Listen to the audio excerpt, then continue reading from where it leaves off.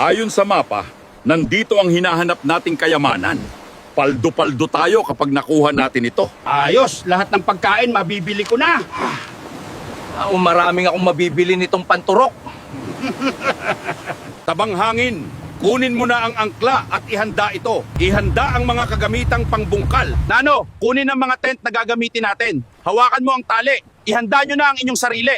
Handa na ba kayong yumaman? Oo naman, handa na. Hinihintay na tayo ng ginto. Bilisan na natin!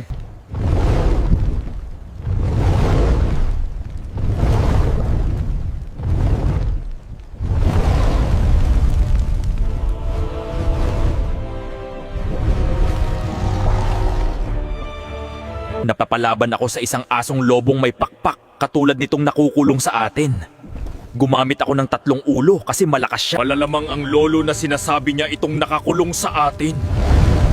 Ito ang dahilan kung bakit naubos ang ating lahi. Pinili nitong ipagtanggol ang mga tribo at tao kaysa sa atin. Halos nawala ang 50 dragon na ating kalahi dahil sa kanya. Nandito na ang aking apo at anak. Sana okay lang ang apo ko at anak ko na nakalaban nito. Alam ko ang lakas ng mga dragon. Hindi nila kakayanin basta-basta. Anong ginawa nyo sa anak ko? Kaibigan namin si Liwanag. Uminahon kayo. Matalik naming kaibigan ang anak nyo. Pinangalanan namin siyang Liwanag. Patawarin niyo kami sa aming inasal. Nagulat lang kami. Maraming salamat sa pag-aalaga sa aking anak.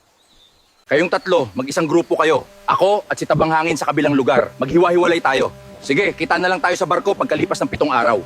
Sige, Kapitan, alis na kami. Tag-iis-isa tayo ng mapa. Sinigurado nyo ba na full charge ang ating mga radio para meron tayong contact sa isa't isa? Oo, Kapitan, kumpleto. Tara na. Ano ba ang nakalaban ng aking anak? Hindi kami basta-basta nasusugatan ng ganyang kalala. Kaya namin gumaling agad. Malaking halimaw ang nakalaban niya. Noong unang tingin ko ay 2 ulo lang. Pero nagiging 3 ang kanyang ulo at bumubuga ng apoy at sobrang laki. Alam ko na, marahil yan ay ang mabagsik na dragon, no? 100 taon nang nakalipas nang umuwi ang aking ama. Naikwento niya yan sa amin. Hindi basta-basta gagaling ang sugat na gagawin nito sa kalaban nila. Kaya hindi natin kayang pagalingin si Liwanag. Nilabas ko na lahat ng kapangyarihan ko pero di siya gumaling. Tanging kayo lang ang magpapagaling sa kanya gamit ang tradisyonal na paggamot dito sa lupa. May paparating na 2 tao. Wala akong naaamoy na kasamaan sa kanila. Kausapin natin sila.